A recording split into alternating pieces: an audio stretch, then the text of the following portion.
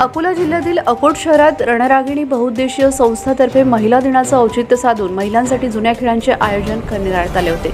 महिलांची करमणूक आणि आपल्या जुन्या खेळांची ओळख व्हावी या उद्देशाने हे आयोजन करण्यात आले होते।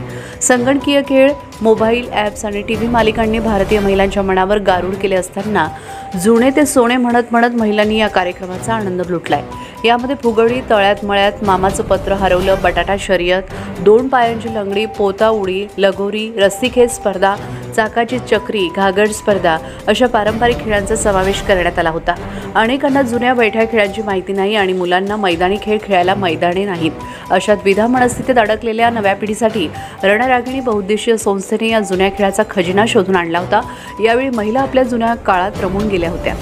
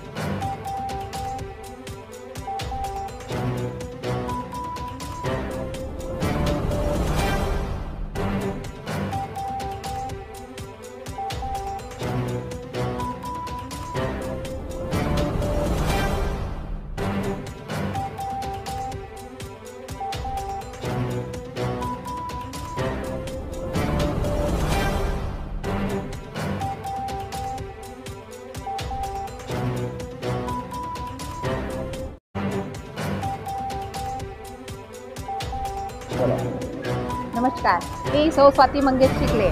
आजच्या या कार्यक्रमामागचा उद्देश आमचा असा आहे की आजचा औचित्य म्हणजे जागतिक महिला दिनानिमित्त आम्ही आजचा हा उपक्रम घेत आहोत आणि या उपक्रमामागची आमची संकल्पना अशी आहे की आपण आठवणीच्या गावात या माध्यमातून आपण जे जुने आपल्या शाळेत खेळ खेळले आहेत त्या आठवणी कुठेतरी आपल्या मनाच्या कप्प्यामध्ये दळलेल्या आहेत आणि आजच्या या युगामध्ये मोबाईल, टीव्ही आणि घरकामामध्ये इतकी महिला व्यस्त झाली आहे की तिने कुठेतरी बाहेर निघून आपला आनंद आजच्या दिवसाचं सेलिब्रेट करावं हीच संकल्पना त्याच्या मागची आहे। आणि आज जसं आम्ही पहिले विचार केला की सांस्कृतिक कार्यक्रम घ्यायचा, पण सांस्कृतिक कार्यक्रम घेतला की कसा 1 ते 4 महिला किंवा 5 महिला भाग घेतात आणि मग बाकीच्या कशा फक्त बघत राहतात।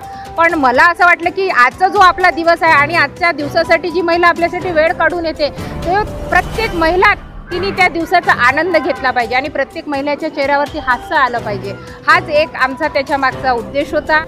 नमस्कार, चिखलेताईंनी हा जो कार्यक्रम घेतला त्यामुळे जे जुने खेळ आहेत ते आम्हाला आठवले आणि त्याच्यामुळे आम्ही जो आनंद घेतला तो आम्ही विसरूच शकत नाही। कारण की त्यांनी जे छोटे छोटे जे खेळ आहेत जसं बटाटा शर्यत आहे, फुगडी आहे, चमचा बटाटा आहे आणि जे जे जुने खेळ आहेत ते सर्व त्यांनी शोधून ते घेतले आणि त्यामुळे मनातील जे जुन्या कल्पना होत्या, ज्या आठवणी होत्या त्या जागृत झाल्या आणि त्याच्याबद्दल मी धन्यवाद मानते की त्या मॅडमनं आठवून सर्व तयारी केली आणि कशाची पर्वा न करता 2-4 दिवस झाले एवढा श्रम घेत आहेत की सांगूच शकत नाही आणि मी त्यांना थँक्स म्हणते आणि त्याच्यामुळं